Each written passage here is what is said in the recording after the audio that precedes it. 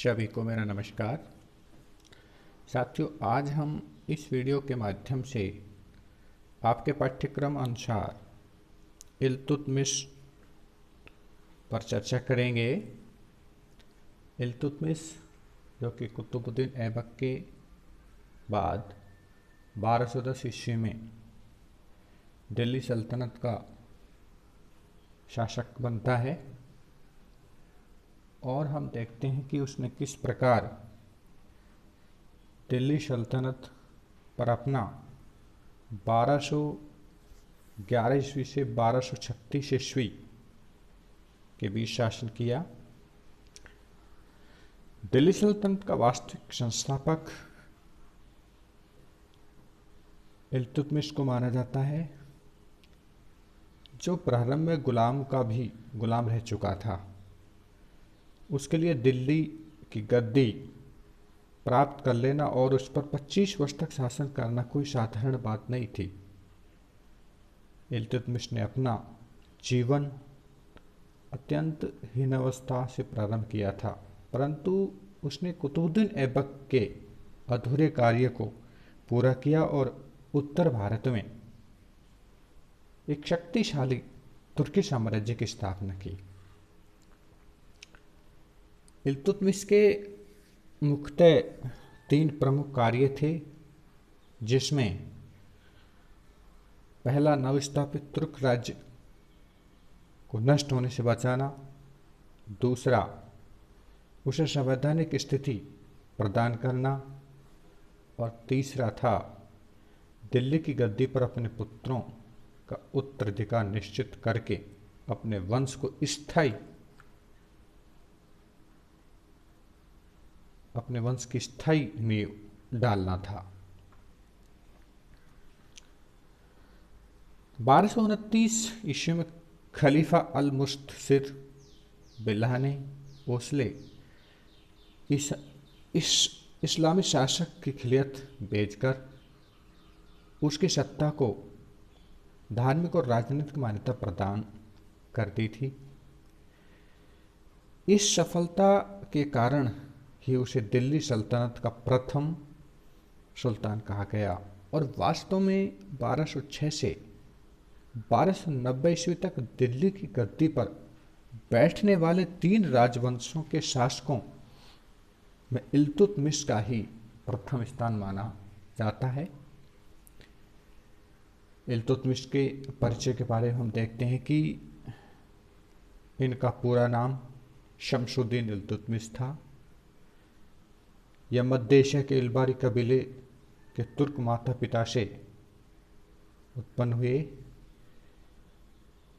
उसके ईर्ष्यालु भाइयों ने उसे जमालुद्दीन मोहम्मद नामक एक दास व्यापारी को भेज दिया। गजनी में कुतुबुद्दीन ऐबक ने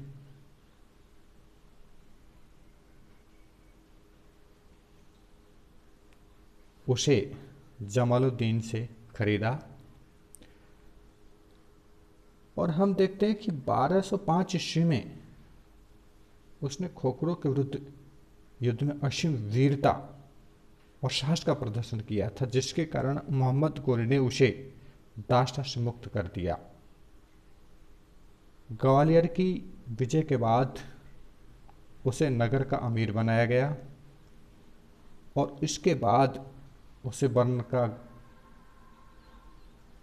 गवर्नर भी नियुक्त किया गया। कुतुबुद्दीन ऐबक इल्तुतमिश की योग्यता से इतना प्रभावित हुआ कि उसने अपनी पुत्री का विवाह इल्तुतमिश से ही कर दिया।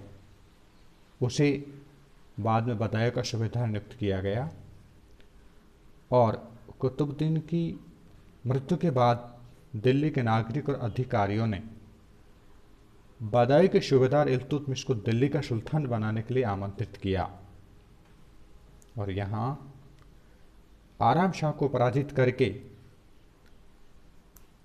इल्तुतमिश ने सुल्तान का पद सुरक्षित कर लिया।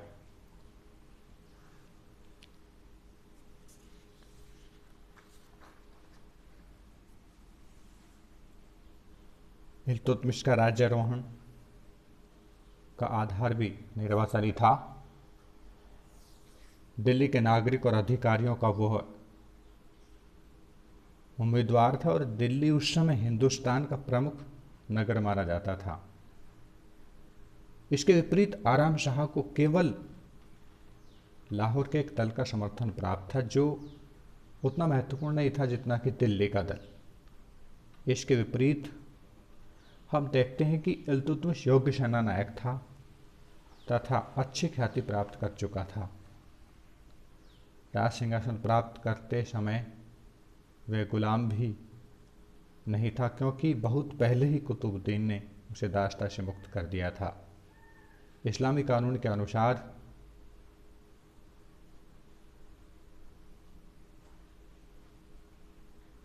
योग्यतम व्यक्ति राष्ट्रपिता का अधिकारी माना जाता था। उसकी तुलना में आराम शाह दुर्बल और अयोग्य था। अतः ऐसी स्थिति में 1211 ईस्वी में आराम शाह को पराजित करके इल्तुतमिश दिल्ली का सुल्तान बना। इल्तुतमिश की प्राथमिक कठिनाइयाँ और समस्याओं के बारे में यदि हम देखें तो हम ये पाते हैं कि इल्तुतमिश के समय दिल्ली सल्तनत 4 भागों में विभाजित हो चुकी थी, जिसमें लाहौर है, बदायूं है, लखनौती है और मुल्तान तथा उच्च जैसे क्षेत्र थे। इल्तुतमिश के अधिकार में केवल दिल्ली, बदायूं और बनारस से लेकर शिवालिक पहाड़ियों तक का प्रदेश था। कुबाचा मुल्तान का स्वामी था और उसने अपने राज्य को विस्तृत करके बठिया, कुहराम, सरस्वती और लाहौर पर अधिकार कर लिया। बंगाल और बिहार भी दिल्ली से अलग हो गए और लखनऊ में अली मर्दान ने अपने को स्वतंत्र शासक घोषित कर दिया था। मोहम्मद गोरी और कुतुबुद्दीन ऐबक ने जिन राजपूत राज्यों को जीता था, उन्होंने भी इल्तुतमिश के प्रभुत्व को स्वीकार करने से मना कर दिया। जालोर और रणथंबोर इस समय स्वतंत्र हो चुके थे। ताजुद्दीन यल्दौज ने पुनः समस्त हिंदुस्तान पर अपने प्रभुत्व का दावा किया। तो इस प्रकार हम देखते हैं कि इल्तुतमिश के सामने प्रारंभिक कठिनाइयाँ अर्थात समस्याएं भी थी, जिनका उसने किस प्रकार सामना करके आगे बढ़ा। इल्तुतमिश की सफलता और कार्यों की दृष्टि से देखें तो इसमें पहला है यल्दौज का दमन। यल्दौज ऐबक के समय से दिल्ली सल्तनत का दावा कर रहा था। प्रारंभ में इल्तुतमिश ने यल्दौज से समझौते की नीति अपनाई और उसके द्वारा भेजे गए छत्र, दंड आदि राज्य चिन्हों को स्वीकार करने का बहाना किया।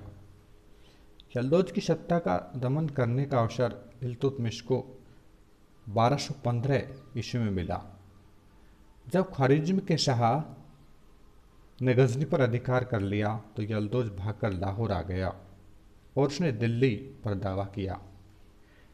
इल्तुतमिश ने तुरंत ही उसके विरुद्ध कूच किया और तराइन के युद्ध क्षेत्र में उसे हराया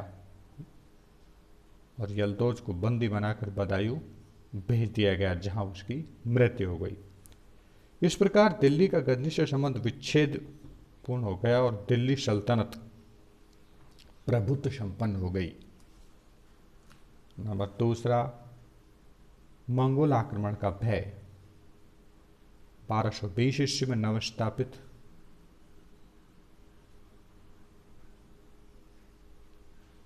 दिल्ली सल्तनत के लिए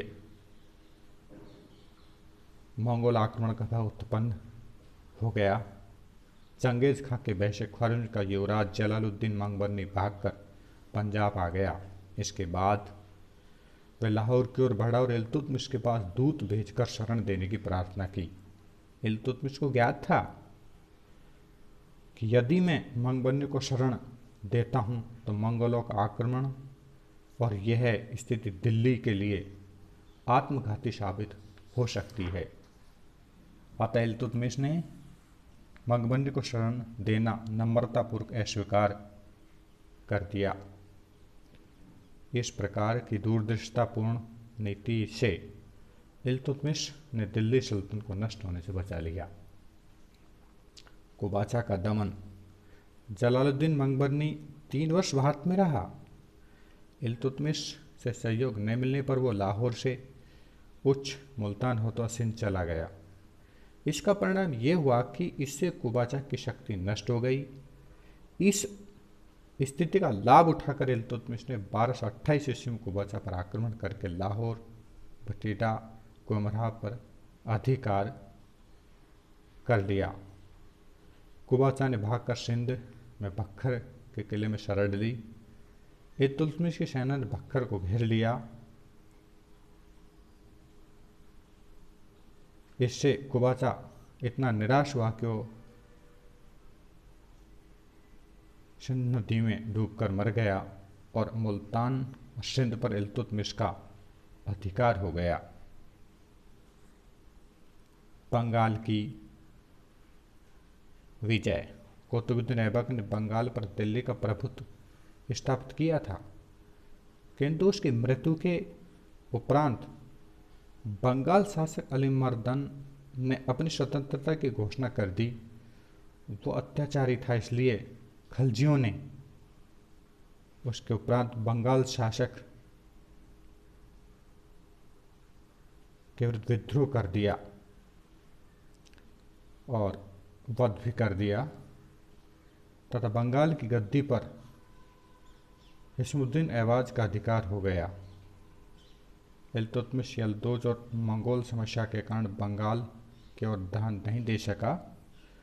मंगोल आक्रमण की आशंका समाप्त होने के बाद इल्तुतमिश ने 1226 ईस्वी में बंगाल पर आक्रमण किया और हिमाशुद्दीन ने बिना युद्ध ही इल्तुतमिश की अधीनता स्वीकार कर ली। और इस प्रकार देखते हैं कि बंगाल को दिल्ली सल्तनत में सम्मिलित कर लिया गया। यद्यपि इसके बाद भी बंगाल में अशांति बनी रही, परंतु इल्तुतमिश ने 1230 ईस्वी तक सभी समस्याओं का निराकरण कर लिया। राजपूतों पर विजय। इल्तुतमिश ने 1226 में राजपूतों पर पुनर्विजय का कार्य प्रारंभ किया। सबसे पहले उसने 1226 ईस्वी में रणथंबोर को और 1227 ईस्वी में परमारों की राजधानी मंदौर को जीता। 1228 और 29 में उसने जालोर का घेरा डाला। चौहान शासक उदय सिंह ने इल्तुतमिश का प्रबल प्रतिरोध किया, किंतु अंत में उसने इल्तुतमिश को वार्षिक कर देने का वचन दिया और इस शर्त पर जालोर का राज्य उसे लौटा दिया गया।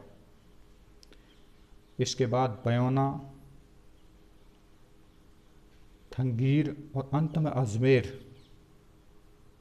और नागौर को जीतकर इल्तुतमिश ने तुर्क गवर्नर नियुक्त कर दिए।